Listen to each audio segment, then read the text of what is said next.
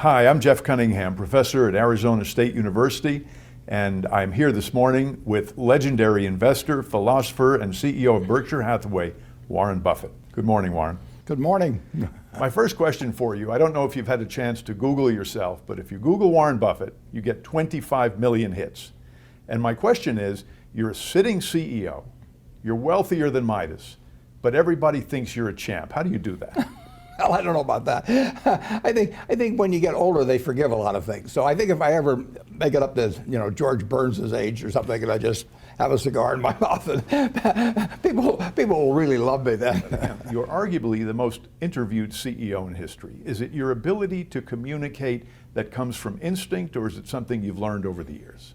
Well, I certainly learned to speak in public at one time. I was terrified of speaking in public when I was in high school. I avoided any class that would require it, and in college. And then I finally signed up for a Dale Carnegie course. When I got out of school, I realized I had to talk to people, and I spent $100. I got this little diploma. I proposed to my wife during the term of the course, so I really got my money's worth there. But in terms of public speaking, I really had to force myself on that. In terms of talking privately, they couldn't stop me from the moment I started in school or anything. I've always liked to talk. How do you keep up with all the media and information that goes on in our crazy world and in your world of Berkshire Hathaway? What's your media routine? I just read and read and read. I probably read 5 to 6 hours a day. I don't read as fast now as when I was younger, but I read 5 daily newspapers. I read a fair number of magazines. I read 10Ks, I read annual reports, and I read a lot of other things too. So I've always enjoyed reading. I love reading biographies, for example. And you process information very quickly. Well, I have some filters in my mind. So if somebody calls me about an investment in a business or an investment in securities, I usually know in 2 or 3 minutes whether I have an interest. And I don't waste any time with the ones in which I don't have an interest. I always worry a little bit about even appearing rude, because I can tell very, very, very quickly whether it's going to be something that's will lead to something, or whether it's just a half an hour, an hour, or 2 hours of chatter. When I think you wrote in an annual report, it was in 2009, speaking about the country, about the economy, we are certain, for example, that the economy will be in shambles throughout this year. The problem was that wasn't the complete quote. It led the impression that you were unduly pessimistic about the country. How did you respond to that? Yeah, well, I wasn't at all pessimistic about the country. In fact, I wrote an op-ed piece for the New York Times in October of 2008, just when the world was kind of falling apart. And I said the world is going to fall apart for a while, but don't worry about it. We're going to come out fine on the other side. And I said, buy stocks. And I've never been pessimistic about the United States. I bought my first stock in the spring of 1942. I was 11, and if you remember, you don't remember. No one watching this will remember. But we were losing the war at that time, and we were getting totally creamed in the South Pacific, and the Philippines fell, and the Death March at Bataan, and all of that sort of thing. It was not until the Battle of Midway, which was a little later, that things started turning around. But I was optimistic on the country then, and I've been optimistic on the country ever since. And incidentally, the Dow Jones average then was 117,000 now. No one has ever been a success betting against America since 1776, and they're not going to be a success in the future doing it either. I know when the Dow hit 1,000, it was a moment of euphoria. Yet, if I'm not mistaken, you plowed in and you even raised more funds. Has the Dow ever felt to you like it was way too frothy? There were a couple of times when it looked too frothy to me, but that's in 50 years. And I gave a talk in 1999, and it's gotten reprinted in Fortune subsequently. And there have been a couple of times when it really looked to me like people had gotten too excited. But even then, I knew that the country would, any marker that we'd established, we were going to surpass later on. And that continues true to today. I mean, this country's just getting started. I was reading a Lincoln quote the other day. With public sentiment, nothing can fail. Without it, nothing can succeed. And of course, he was talking about what led to the Emancipation Proclamation. When I think about your world, 330,000 people who are employees of Berkshire Hathaway or its subsidiaries, how do you send a message that they are being scrutinized under the microscope by the media at all times? Well, I send a message to their managers. Those 330,000 people work for maybe 70 or so CEOs and in turn work for me. So my job is to have those 70 CEOs sending out the right message. So every 2 years, I write them a very simple letter. It's a page and a half. I don't believe in 200-page manuals, because if you put out a 200-page manual, everybody's looking for loopholes, basically. But page and a half, it's very hard for them to argue about what I'm talking about. So I tell them, that my reputation, Berkshire's reputation, is in their hands. And not only, and we've got all the money we need. We'd like to make more money, but we got all the money we need. We don't have an ounce of reputation beyond what we need, and we can't afford to lose it. So we never will trade reputation away for money. And they're the ones that are the guardians of that, and that I want them to not only do what's legal, obviously, but I want them to judge every action by how it would appear on the front page of their local paper, written by a smart but semi-unfriendly reporter, who really understood it, to be read by their family, their neighbors, their friends, and it has to pass that test as well. And I tell them I don't want anything around the lines. I tell them there's plenty of money to be made in the center of the court, and I'm 84 and my eyes aren't that good anymore. I can't quite see the lines that well. So just keep it in the center of the court, and if they have any questions, call me. Even the occasional dust-up at Berkshire There will be. is big news. Yeah. And I'll pick on Solomon only because it's history now, Yeah, and it's a good a one. lot of time to reflect on that.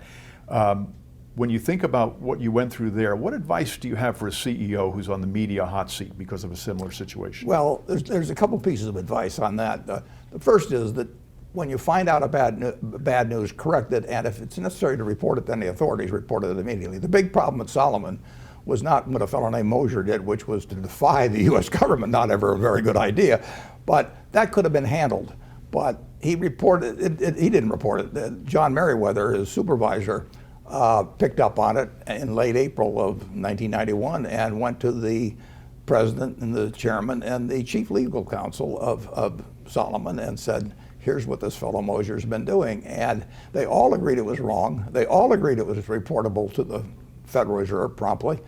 And unfortunately, nobody did anything. And then in the middle of May, Mosier went out and did it again. And now you got a terrible problem, because you knew the guy was a bad actor a few weeks earlier, and you hadn't reported it, and now that compounded there, and then you're in a real pickle. So when you find bad news, I say get it right, get it fast, get it out, get it over. And get it right is important. There wasn't any question that Mosier had done it there, but to get it fast and get it out, they missed on. And so deal with you're going to get bad news. I mean, I got 330,000 people. I mean, I will guarantee you that probably dozens of them are doing something wrong right now, and I just hope I find out about it early, and the person below me finds out and lets me know if it's bad enough, and that they stop it. So you can't have a city of 330,000 without an occasional crime of some sort. So it's going to happen, and you've got to do something about it fast when it does happen. I know you're acquainted with the concept that journalists write the headlines before they do the story. What's your advice for this situation? For instance, Walmart pays fewer than 6,000 of its 1.3 million employees the minimum wage. But the headline is, unions decry minimum wage policies at Walmart. How do you solve that? It's very tough, because it's a better story from the standpoint of the writer, and particularly the headline writer. The second story is a better story than the first story. And the biggest sin in journalism that I see, and I think, incidentally, I think I probably, as a CEO, have spent more time talking to journalists than perhaps any CEO in the country. Partly that's because I'm 84, but partly because I like to talk to journalists too.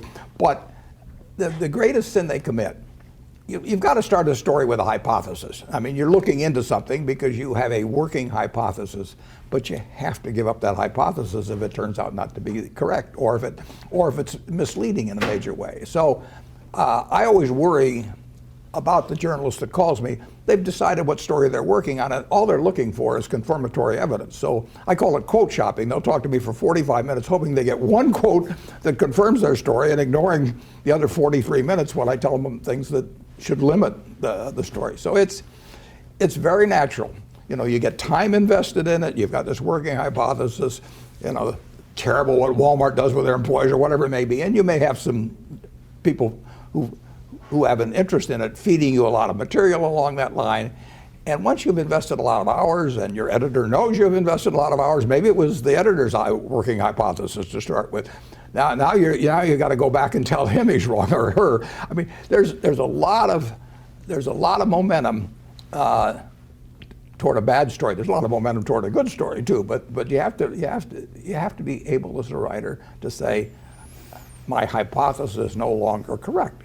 And all it was a hypothesis. That's no sin to say that, but it's hard to do. You're referring to what almost feels like ego on the part of the journalist, but there's also the question of an anti-business bias. And I'll just pick on a headline. Billions of penalties later, Dimon, the chairman of JP Morgan, gets a raise. But the truth was that there were billions of penalties, there were fines, there were cuts in salary, the company was turned around, and the salary was restored. Is that too much to ask of a headline writer? Well, I always worry about the headline writers. Of course, the reporter always says, well, I don't write the headlines. And I ask reporters occasionally, I say, you may not write the headline, but before the story runs, you should at least be okay with the headline. I want you to be able to tell me after the story runs that you were okay with the headline, because the headline is what 10 times as many people are going to carry around in their mind later on as the story. So don't tell me you're absolved of everything because you don't write the headlines. And good reporters will do that, incidentally.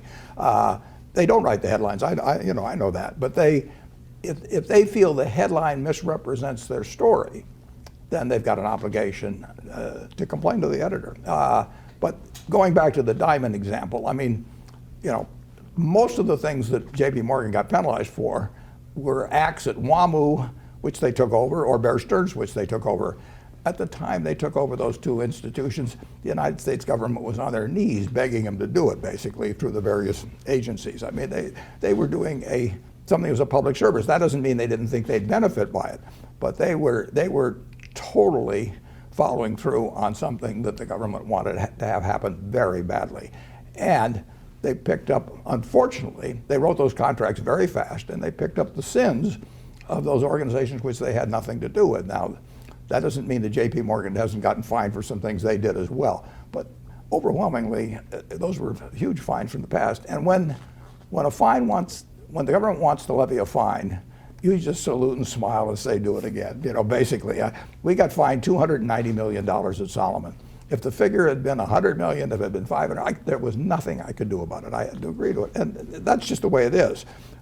So it can be a little tough, and Jamie Dimon has done a terrific job of running JP Morgan. It was very fortunate for the United States citizens that Jamie Dimon was running JP Morgan during the financial panic. It is true that one reason, we won't necessarily call it haste, but one reason for urgency was the companies they were buying were melting down. They were gone. They'd already melted down. They may not have known it, but they were gone. And they were important institutions. And WAMU came along right after Wachovia, after Freddie Mac and Fannie Mae, and all. The dominoes were toppling. And here was another very big domino.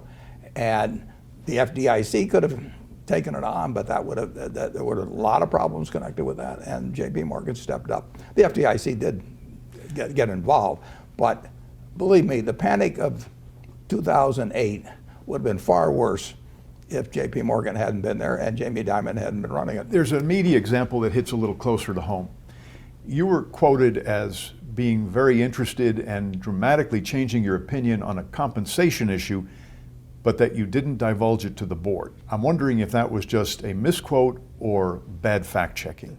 I disagreed with the level of options being authorized, which the Coca-Cola company stated in the proxy material would likely be issued within 4 years. I thought it was excessive. I abstained from voting. I announced my abstention after the vote. I did not want to be leading a proxy contest or anything of the sort. I think the management of Coca-Cola is first class. I think they got some difficult problems to take on, but I think they've got some tremendous assets working for them as well. And I thought that they're very decent people, and I thought if they were reasoned with and talked to, that they might well change things, and they have. I mean, they've dramatically changed that plan so that instead of over 4 years, it'll be over 12 years. Well, that's cutting it by 2/3.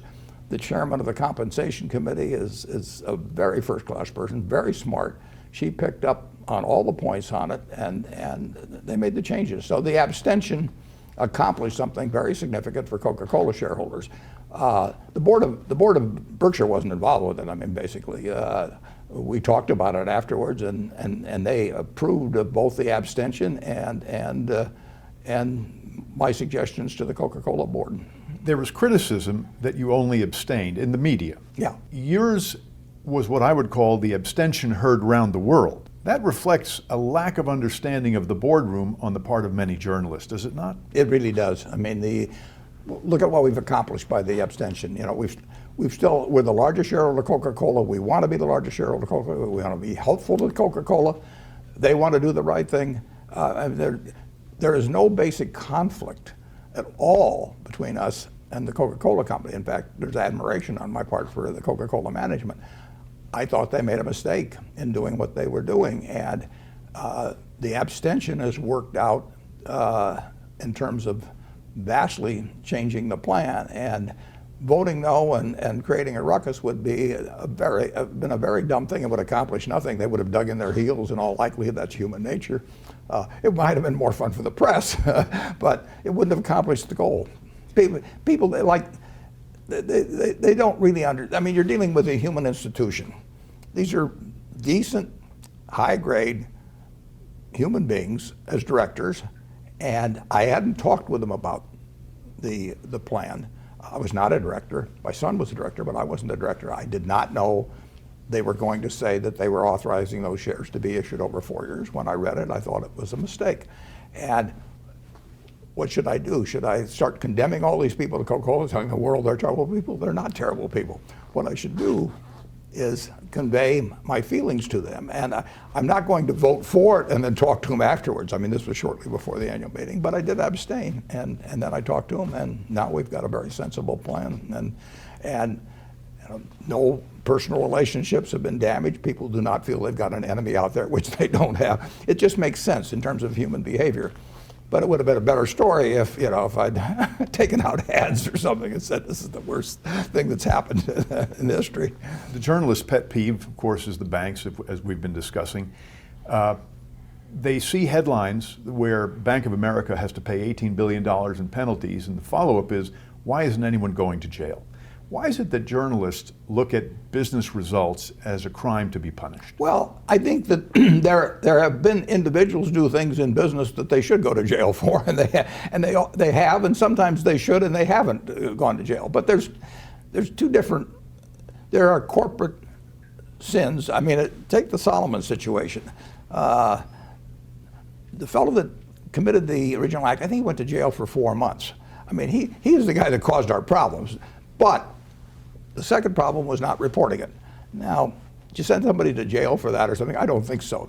You penalize the company big time. I don't think you put them out of business or anything of the sort. And we paid a big price for the fact that Moser's actions were not reported to the Fed in a timely manner. It was important that the company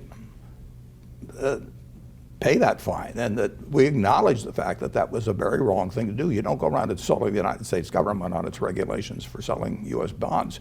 But for an action, I think Moser probably should have gone away for a lot longer period, but I may be biased on that. But I don't think other people should have. And you just have to make a determination about when the activity of some individual is criminal. I think that they should be prosecuted. But every time something goes wrong at the corporate level, we've had things go wrong at the corporate level. I will promise you that in the next 5 years, something will happen at Berkshire that is the wrong thing for somebody at the corporation to do. I mean, and we'll correct it, but it's going to happen from time to time. And I don't think I should go to jail if one of our 330,000 people does something they shouldn't do. But in a sense, we're speaking of two sides of the same coin. The first one was the abstention, where journalists don't understand the boardroom, in a sense, and how it works. They don't participate in it. The second one is a misunderstanding of civil versus criminal law. It's not only a journalist issue, it's a country issue.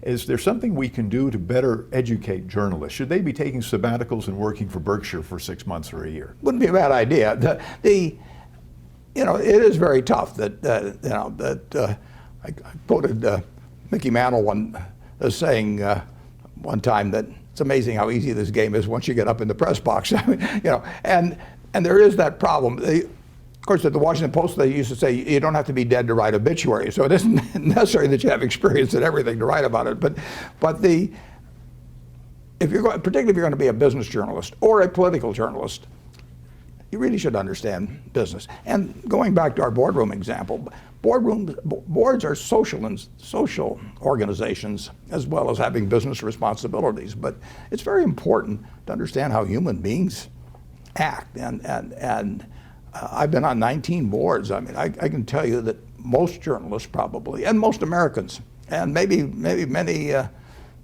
many people that write about business, they really don't understand the dynamics within a boardroom, and it's a little hard for journalists to be planted in boardrooms around the country. But I do think that business journalists, they have to understand accounting. You can't write about business without understanding accounting. And I run into a lot of journalists that really don't understand accounting, and that's too bad. That's the language of business, and that's important to understand. The best business journalist I've known has been Carol Loomis, and she didn't start out knowing anything about business, but she wanted to learn, and she is smarter at the end of every day than she is at the start of the day. Not very many people you can say that about, but she learned about accounting, she learned about all aspects of business, and as a result, she became the best business writer in the United States, or maybe the world. You know that Jim Michaels, my former editor at Forbes, and I were talking one day about Carol Loomis. I will say this for Carol, I've seen her start stories and find out that she was wrong in her working hypothesis, and she wrote according to the facts that she found out, and she was very good at finding out facts, very diligent, and that's why she wrote relatively few per year. But any story she wrote, you were going to learn something by reading, a lot by reading. The world of journalism and media has changed, and it's reflective of the world that Carol represented, the detailed, long-form story. Content today is a commodity. And I'd first like to ask if the fact that it's a commodity had something to do with, I'll qualify it as your change of heart about the Washington Post and your interest in media general. I wouldn't say it changed it too much. I mean, the Washington Post was selling the newspaper, basically, and that changed my forever commitment to it. And I also felt that I wouldn't be running Berkshire someday, and this would be a smaller commitment that we would usually make to marketable securities. And there was a very logical deal that could be worked out to redeem our shares that would be good for both the company and for Berkshire. So it was not really my feeling about newspaper journalism. Washington Post was getting out of the newspaper business. We were getting into it more at about the same time. The newsstand is becoming social media in some respects. If you look at these numbers, they sound like a Berkshire deal. 1.1 billion, that's the number of visitors Facebook gets per month. 900 million is the number of visitors Google gets per month. So news is seen now through the filter of what our friends think is interesting. Yeah. Everybody's a reporter. How does that play out for us? Well, it's really changed the world big time, and you can see it, in daily newspaper circulation in the United States. I guess there's maybe 1,400 or so daily papers left. There were 1,700 not so long ago. And their numbers are going to go down, and their circulation is going to go down, and their earnings are going to go down. So it is, the print daily newspaper is, it's been in decline for some period. It's going to continue in decline. And people with their computers, with their mobile phones, whatever it is, they get things instantly. I mean, I used to have to wait till the next day to look at the box score of, what the Cardinals did the night before, and find out how Musial had hit and everything. And now I can go to ESPN.com and I'll get it play by play. So the world has really changed, and people are you know, they have gotten used to and demand instant reporting, basically, and that means that they get a lot of stuff before the facts are out. But it means they get the facts very quickly too. They can get their financial news much faster now than when they waited to the next day to see where their stocks had closed. There's a silver lining you may not be aware of. Social media, the big play right now is Twitter for news organization. Warren Buffett and Berkshire Hathaway alone are 39 characters in a 140-character tweet. But your partner, Charlie Munger, is primarily grunting, and so he only takes up 2 or 3 characters. He's a valuable asset in the social media world. He's essential. The key to our communication strategy. I still love long-form journalism. You can argue that a 10K is really long-form journalism, and that's how I get my information. How does Berkshire deal with social media, or do you ignore it? We pretty much ignore it. If you look at our webpage, for example, I mean, we came up with it 20 years ago. It's the same thing. It actually represents what we are. Now, we communicate with our shareholders more than any other company that I know of. I mean, I've just gotten through writing the 2014 annual report. 20,000 words, and those are my words. They're not some investor relations department or public relations department. They're not part of a sales document. We fell on our face in one respect last year, and I talk about it.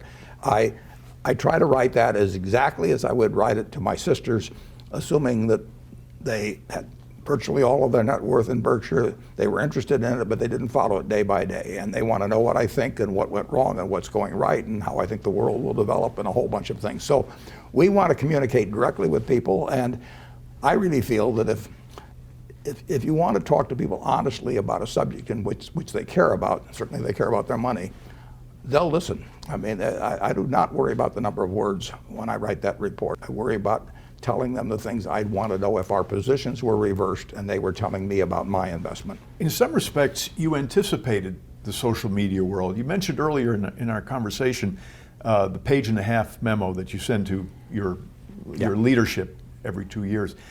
The operative term today is TLDR, too long, didn't read. And you understood that if things were too long, people wouldn't read it a long time ago. So in some respects, you've seen where social media is going and you anticipated it. Well, perhaps, but I also want to make it short because there's really only a few fundamental ideas I want to give those managers, and I want to make sure that they don't get lost on page 83 or something of the sort. People usually can't absorb 15 or 20 messages. But in terms of writing about Berkshire or talking about it, I feel we want to give people every bit of information that I would like to receive if I were on the other end. It reminds me, I spent some time with Mark McCormick, who's the founder of IMG, the famous sports management company. Which you didn't learn at the Harvard Business School. Exactly. Yale Law School, though. Yeah. He put a contract together, and his legal team got back to him, and he sent back a note with crayon on the top. This is too over-lawyered. Get it back to me in 1 page. And this is coming from a lawyer. Do you find that we're over-lawyered these days in communications? I'm enclosing in our annual report this year the 1.5-page contract we used to buy National Indemnity for $8.6 million. National Indemnity now is the largest insurance company in the world by net worth, and it was 1.5 pages. We've had 1-page contracts for other companies. I can't seem to pull this off anymore. I mean, I send these 1-pagers out to our lawyers and say, let's get it down to this and let's get it done by next week. But the world seems to change on that. I still would go for the 1-page contract. You know, I like to deal with people where I feel a 1-page contract will do the job. If I have to have 50 pages in there to protect me against the guy I'm dealing with, I'll always wonder whether I needed 51. Just as an aside, I think National Indemnity was your first foray into the insurance business. It's a deal that you chased, and I believe you overpaid for it. Well, I hope the seller feels that way. Who were the greatest business editors, do you feel, in the time that you've been observing the scene? And in their passing, have we lost something? Jim Michaels was an incredible editor. I mean, he could put out the whole magazine, and he proved every story he edited, and he edited them all. It was improved by his touch. Barney Kilgore was a sensational editor. I mean, he envisioned a world defined by interest rather than by geography. So he took a daily newspaper and said, I'm not trying to make this interesting, because you live in Omaha or you live in Peoria. I'm going to make it interesting because you live in the city of business. And he created, a fantastic paper. Ben Bradley was a great editor, not a business editor, but he was a great editor. I think you'll see other great editors in the future. The talent required for being a great editor has not been extinguished now. So maybe the formats have been reduced to which that editor can apply his talents or her talents, but I think you'll see other great ones. Do you think, in terms of the media, we're going through a transitional era and we'll end up in a rational place, or will we see pictures of movie star selfies and cats on the front page of the New York Times? Well, I don't think we'll see them on the front page of the New York Times, but we'll see them every place else. People, that's why People Magazine became the most profitable magazine maybe in the world, certainly in the United States, by quite a margin. Fortune magazine was still turning out things that I love to read, but it was People that sold. Unfortunately, I think the great majority of people are going to like things very, very brief. They're going to like personalities. But there will be people also that care about more in-depth journalism. I was reading Robert Redford was quoted that he created Sundance because the studios were doing things for the young kids, Transformers and science fiction, and he wanted a place to do independent movies. Do you think the same thing applies to the media in the examples that you just gave, that there'll be an independent flourishing? Well, there will be first-class journalism in institutions devoted to that, or publications devoted to that, and there is a big enough market for that. It's not where most of the money will be, and money will drive what the public sees. Any parting advice before the end of our interview for the journalism student? I think it's wonderful. If I didn't do what I do in my life, I would want to be a journalist. I mean, I consider myself a journalist to some extent. I assign myself a story. I say, is the Washington Post Company worth $22 a share in 1973? I say, is the BNSF Railroad worth us paying $34 billion? I assign myself the story. It's my working hypothesis that it is, but then I go and look for the facts, and I try not to be selective about the facts that I use as input. So journalism, it's fascinating. I love it. I would say that you should always observe that rule about not letting the hypothesis determine the story. B, you've got to learn. You've got to learn about accounting. You've got to learn about how business works if we're talking about business journalism. And you can always get smarter. And if you do the right kind of a job, you will attract the right kind of sources. I mean, I am a source for certain journalists, and the reason I am is because I admire their work, and the others get no place with me. So it's very important if you want to become a great journalist, to behave like one as you go along, and then all the other pieces will fall into place. And you want to have a curiosity about business. There are so many good stories that haven't been written yet, a few of them which I know. And so you couldn't be working in a better area. And there's always going to be business. Business is always going to be important to the body politic as well as be interesting to a lot of readers. And if there are so few that are good, that you're going to stand out if you really work at it. One last question. You're expecting 40,000 at this year's annual meeting? I wouldn't be surprised if we topped that, yeah. This is your own social media gathering, you know that. The annual meeting has become a media frenzy, yet you've managed to maintain a common touch. Do you attribute that secretly to your ukulele playing? No, I think I attribute it to the fact that I promised the crowd I won't play the ukulele. That's why they come. That's the story of